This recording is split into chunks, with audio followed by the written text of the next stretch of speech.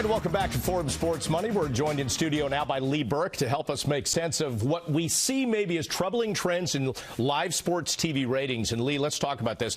We've seen some drops, specifically in the NFL. Is that a reason for concern? No, I mean, the NFL is still the #1 TV sports property out there. They still draw tremendous audiences.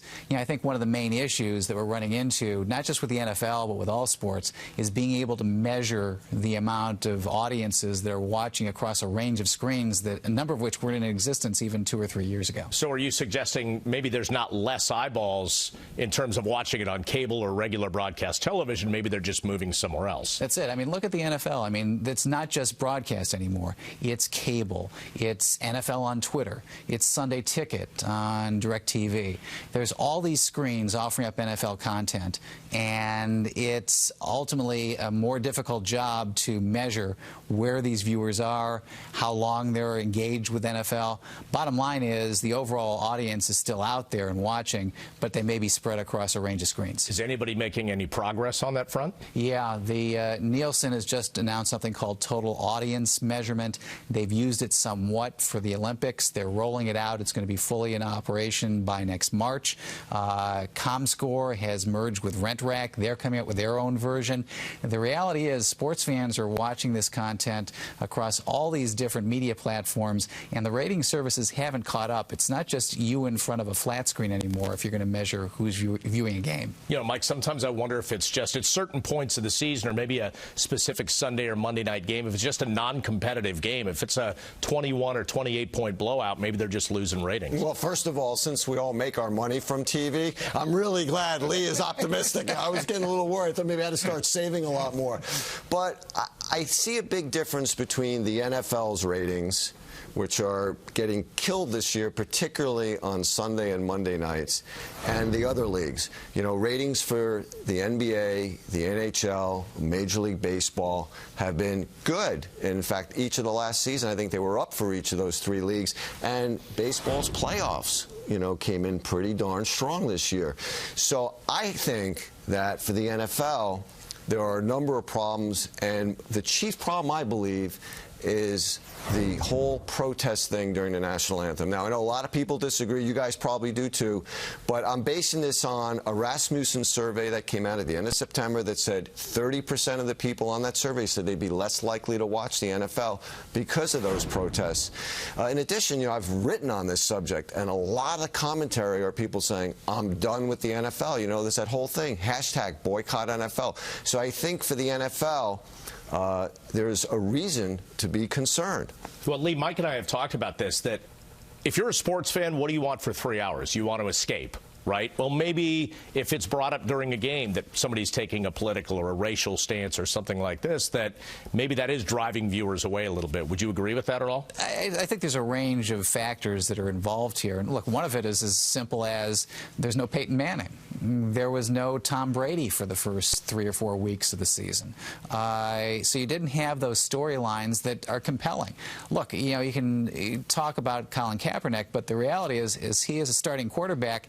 Those are going to be compelling games for people to watch for the 49ers going forward. Part of it is, again, very specific in what's taking place in terms of players. Part of it's the elections. When you mentioned Sunday and Monday nights in particular, I mean, Sunday Night Football and Monday Night Football got clobbered against the debates. So those are things that are not going to be in existence later in the year. And the reality is, again, you still have a very strong property with the NFL. It's fourth quarter. It's when people want to sell merchandise. It's when people are at home watching TV. There's still going to be nothing stronger out there, particularly when you get to Thanksgiving and those Thanksgiving games and going into the playoffs. There's nothing more compelling from a sports standpoint that time of year than NFL football. Is live sports programming then still essentially bulletproof? People are going to tune in no matter what? It's bulletproof, but again, you have to allow for the fact there's a lot of different ways to distribute that content, and the strategies involved for gaining and maximizing audiences are far more complex than they were even a couple of years ago. You've got online, you've got phones, you've got Twitter, social media, a whole range of new distributors out there, including virtual MVPDs, these skinny bundles that are being offered up by DirecTV, by Hulu, by Amazon, all of which fragment audiences. The overall audience may be strong and growing, but again, it may be fragmented across a range of distributors. Well, what do you think accounts for the better ratings for the NBA and Major League Baseball compared to the NFL? It was something very specific for Major League Baseball. I think the way they structured these wild card games, these one-game, winner-take-all playoff games, it's a great start to the beginning of the playoff season.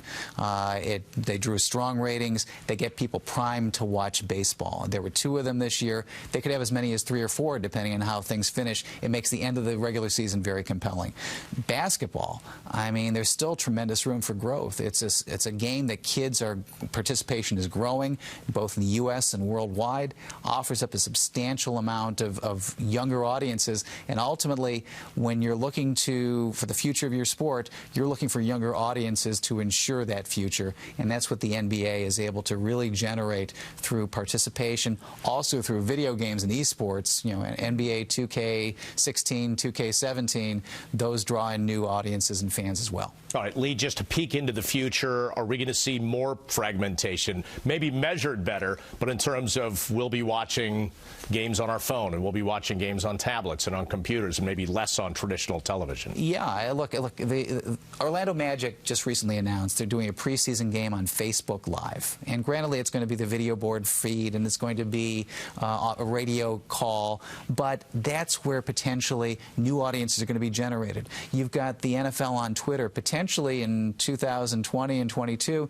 you could see Twitter and Facebook and Hulu and Google and Apple all bidding for NFL packages.